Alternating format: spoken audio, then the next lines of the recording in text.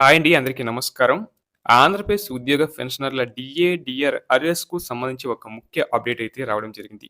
ఇక విషయంలోకి వెళ్తే ఆంధ్రప్రదేశ్‌లో 2022లో అమల్లోకి వచ్చిన పీఆర్సీ 23% షిప్‌మెంట్‌ను ప్రభుత్వం జూలై 2018 నుంచి వర్తింపజేసింది.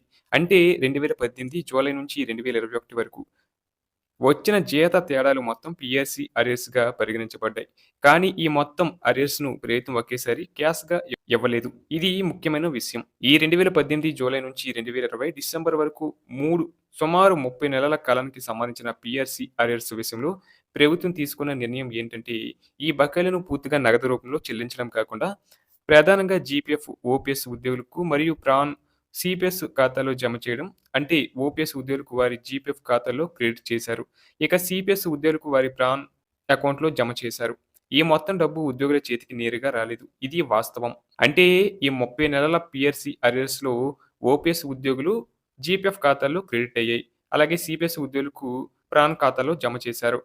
ఇదే సమయంలో మరో ముఖ్యమైన విషయం ఏంటంటే ప్రభుత్వం ముందుగా 27% ఐఆర్ వచ్చింది. పీఆర్సీ అమలులోకి వచ్చిన తర్వాత ఈ ఐఆర్ మరియు కొత్త షిప్‌మెంట్ మధ్య తేడా వల్ల కూడా కొన్ని లెక్కలు సర్దుబాట్లు జరిగాయి. అందువల్ల ఉద్యోగులు అనుకున్నంతగా చేతికి డబ్బు రాలేదు. అలాగే జనవరి 2019 నుంచి 2021 వరకు మరో 30 నెలల అర్రెస్ట్‌కి సంబంధించి తెలుసుకుందాం. ఇది వేరే పీఆర్సీ అర్రెస్ట్ కాదు. ఇది ప్రధానంగా డీఏ అర్రెస్ట్‌కు సంబంధించింది. 2019 జనవరి నుంచి 2021 వరకు కేంద్రంతో పోలిస్తే రాష్ట్రంలో డీఏ పెంపులు నిలిపివేయబడ్డాయి లేదా ఆలస్యమయ్యాయి. ఈ కాలానికి సంబంధించిన డీఏలు పూర్తిగా క్యాష్‌గా చెల్లించలేదు. ప్రభుత్వం వీటిని దశల వారీగా లేదా వాయిదాలుగా చెల్లించాలి అనే విధానాన్ని అనుసరించింది. ఇక వాస్తవ పరిస్థితి చూస్తే ఈ డీఏ అర్రెస్ట్ కొంత మాత్రమే విడుదల చేశారు. చాలా భాగం ఇంకా పెండింగ్‌గానే ఉంది లేదా దశల వారీగా చెల్లింపుల్లో ఉంది అనుకోవాలి. పూర్తి క్లియరెన్స్ అయితే ఇప్పటివరకు జరగలేదు.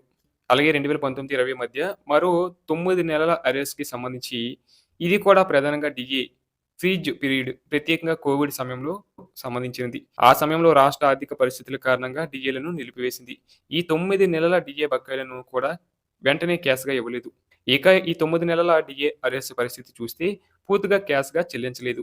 కొంత భాగం తర్వాత దశలో అడ్జస్ట్ చేశారు. ఇంకా పూర్తిగా క్లియర్ కాలేదని ఉద్యోగ సంఘాలు చెబుతున్నాయి. ఇప్పుడు మొత్తంగా చూస్తే 2018 జూలై నుంచి పీఆర్సీ అర్రెస్ట్ 30 నెలలు. క్యాష్ కాదు. ఓపీఎస్ వారికి జీపీఎఫ్‌లో, సీపీఎస్ వారికి ప్రాన్ ఖాతాలో జమ చేయడం జరిగింది. అలాగే 2019 నుండి 21 వరకు డీఏ అర్రెర్స్ సుమారు 30 నెలలు. ఇవి కూడా పూర్తిగా చెల్లించలేదు. దశల వారీగా పెండింగ్‌లో ఇంకా ఉన్నాయి. అలాగే 2019 నుంచి 20 వరకు 9 నెలల డీఏ అర్రెర్స్‌కు సంబంధించి కోవిడ్ సమయంలో నిలిపివేత. ఇవి కూడా ఇంకా పూర్తిగా క్లియరెన్స్ అయితే కాలేదు.